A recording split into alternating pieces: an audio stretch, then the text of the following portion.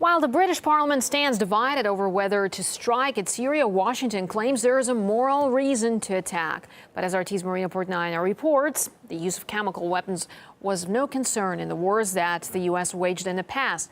Be advised, you may find some of the images in this report disturbing.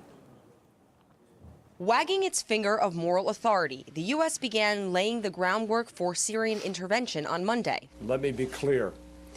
The indiscriminate slaughter of civilians, the killing of women and children and innocent bystanders by chemical weapons is a moral obscenity. The obscenity of chemical weapons is something U.S. Secretary of State John Kerry, a Vietnam veteran, is very familiar with. 5 decades ago, America used Agent Orange during the Vietnam War, reportedly spraying more than 20 million gallons of the chemical weapon and other herbicides over parts of southern Vietnam and along the borders of neighboring Laos and Cambodia.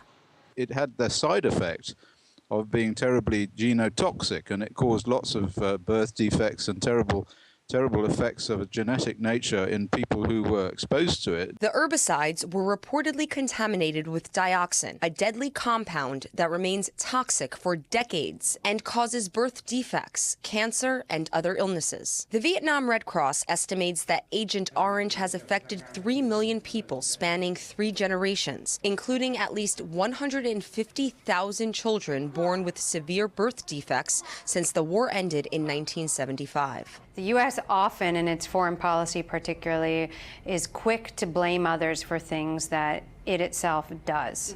And this is known around the world as the double standard of the United States, the moral and political hypocrisy of Washington. In Iraq, America's chemical weapons legacy will be remembered for generations to come. Since the 2003 invasion, experts say the number of Iraqi children born with birth defects has skyrocketed. Some babies born without eyes, others without limbs. In Fallujah, researchers can't provide statistics, saying there's too many cases to report. Scientists link the epidemic to citizens' exposure to white phosphorus and depleted uranium, toxic weapons reportedly used by U.S. soldiers who invaded the country. All of the genetic damage effects that we see in Iraq, in my opinion, were caused by uranium weapons.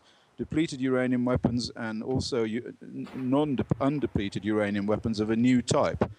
And these are really terrible weapons. These are weapons which have absolutely destroyed the genetic integrity of the population of Iraq. Depleted uranium is a radioactive element that engineers say increases the penetration capacity of shells. It's believed to have a shelf life of some 4 billion years and is otherwise known as the silent murderer that never stops killing.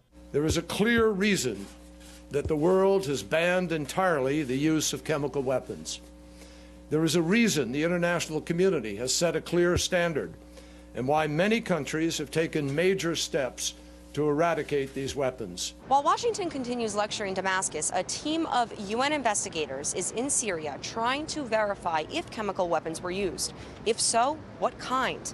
In the meantime, if the U.S. does launch a unilateral military strike against Syria without UN approval, then the country policing the world will be in clear violation of international law. Reporting from New York, Marina Portnaya, RT.